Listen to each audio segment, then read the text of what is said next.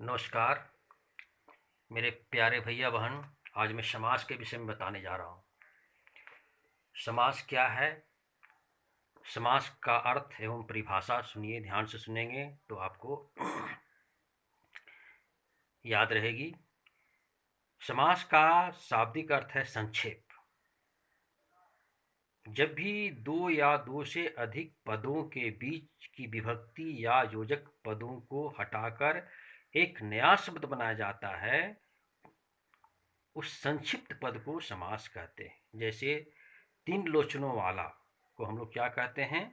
त्रिलोचन। अब देखिए समस्त पद क्या है।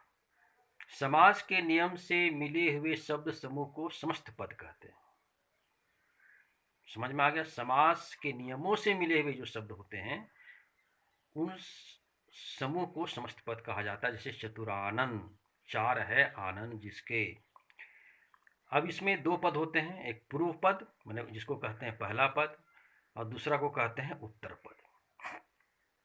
समास के लिए कम से कम दो पद या शब्द आवश्यक होने चाहिए। पहले पद को पूर्व पद तथा दूसरे पद को उत्तर पद कहते हैं। जैसे प्रतिदिन, इसमें प्रति पूर्व पद है तथा दिन उत्तर पद है। अब समास विग्रह किसे कहते हैं उसे ध्यान से सुनेगा। समस्त पदों को अलग करने की विधि को समास विग्रह कहते हैं। जो पद होते हैं उसको अलग अलग हम जो करते हैं उसको समास विग्रह कहा जाता है। अब समास के भेद देखिए।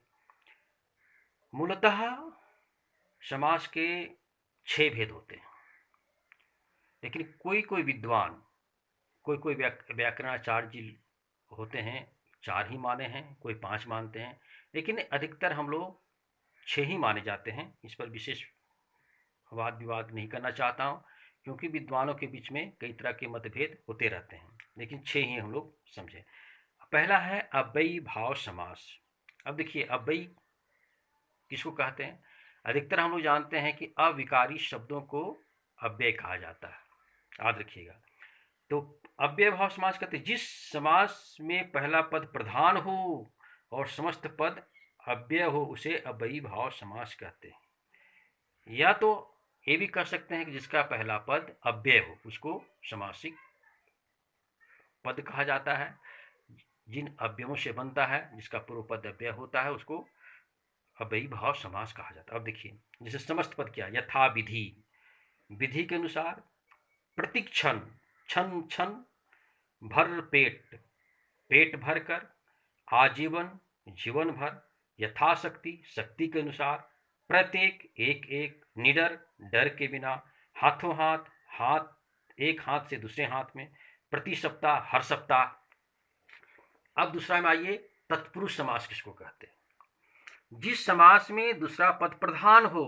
देखिए बताए थे ना कि कोई भी समास में 2 पद होते हैं, तो जिस समास में दूसरा पद प्रधान हो और समास करने पर कारक चिन्ह का लोप हो जाए, जिसको विभक्ति चिन्ह भी कहा जाता है, उसे तत्पुरुष समास कहते हैं। कारकों के आधार पर तत्पुरुष समास के 6 भेद माने जाते हैं। अब 6 भेद कौन कौन? देखिए कर्म तत्पुरुष, इसमें कर्म कारक की विभक्ति को का लोप रहता है। जिसे देखिए स्वर्गगत, स्वर्ग को गया हुआ, जो स्वर्ग चला जाता है उसको कहते हैं स्वर्गगत, मैंने स्वर्ग को गया हुआ। यहाँ को विभक्ति चिन्ह है, कर्म तत्पुरुष के अंतर्गत में आया।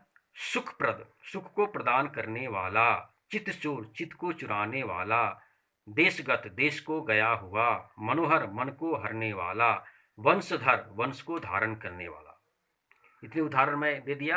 अब आगे देखिए क्या होता है। करण तत्पुरुष, इसमें करण कारक की विभक्ति से के द्वारा का लोप होता है। जैसे समस्त पद क्या है? स्वरचित, स्व द्वारा रचित। स्वरचित माने स्व द्वारा रचित। ईश्वर प्रदत्त, ईश्वर द्वारा प्रदत्त। तुलसीकृत, तुलसी द्वारा कृत। भयाकुल, भय से आकुल। शोकाकुल, शोक से आकुल। धन रहित, धन से रहित। अब संप्रदान तत्पुरुष देखिए, इसमें संप्रदान कारक की विभक्ति को के लिए का लोप होता है। जैसे देखिए विद्यालय, विद्या के लिए आलय। सत्याग्रह, सत्य के लिए आग्रह। देशार्पण, देश के लिए अर्पण, देशभक्ति, देश के लिए भक्ति, पाठशाला, पाठ के लिए शाला, गौशाला, गौ के लिए शाला। आपादान तत्पुरुष देखिए, इसमें आपादान कारक की विभक्ति से का लोप होता है। जैसे भय मुक्त, भय से मुक्त, धनहीन, धन से हीन, रोग मुक्त, रोग से मुक्त, जन्मांध, जन्म से अंधा, विद्याहीन, विद्या से हीन, धर्म भ्रष्ट, धर्म से भ्रष्ट।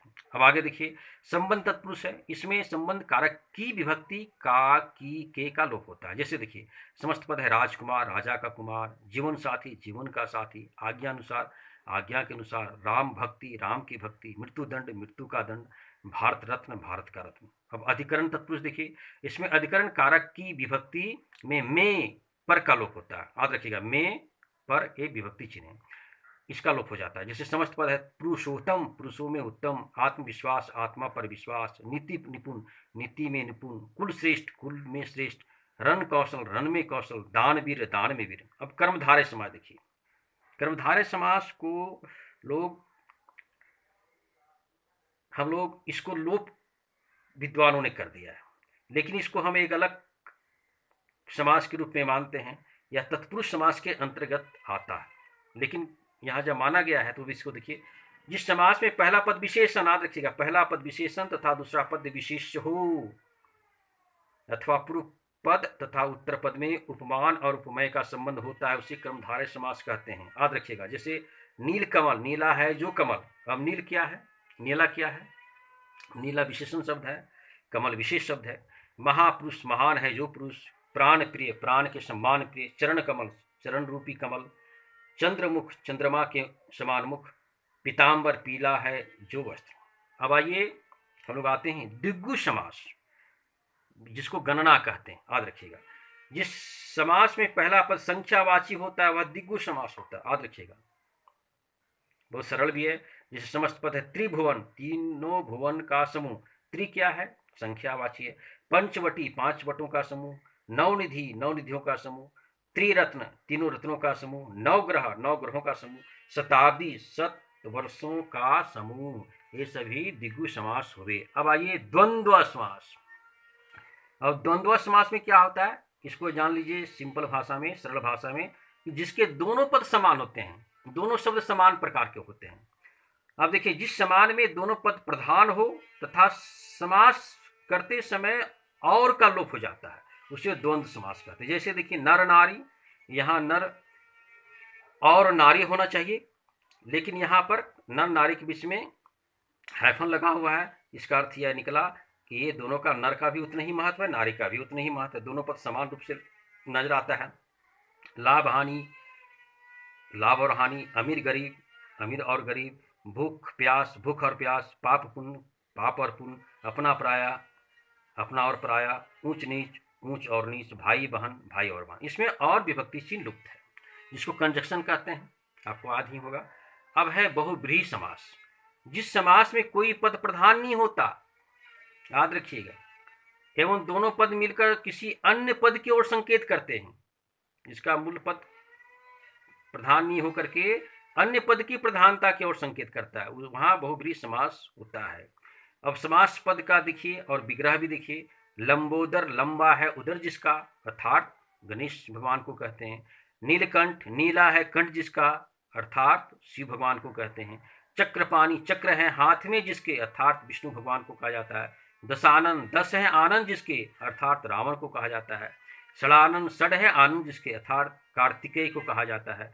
निशाचर, निशा में विचरण करने वाला, अर्थात राक्षस को कहा जाता है। चतुर्भुज, 4 है भुजाएं जिसकी, अर्थात विष्णु। चतुर्मुख, 4 है मुख जिसके, अर्थात। अब देखिए, आपको लगेगा कि चतुर्मुख और चतुर्भुज या ये सब जो हैं सो कभी कभी कर्मधारय समास के भी अंतर्गत आते हैं और कभी कभी द्विगु समास के अंतर्गत, लेकिन इसको विग्रह करने का विधि अलग है।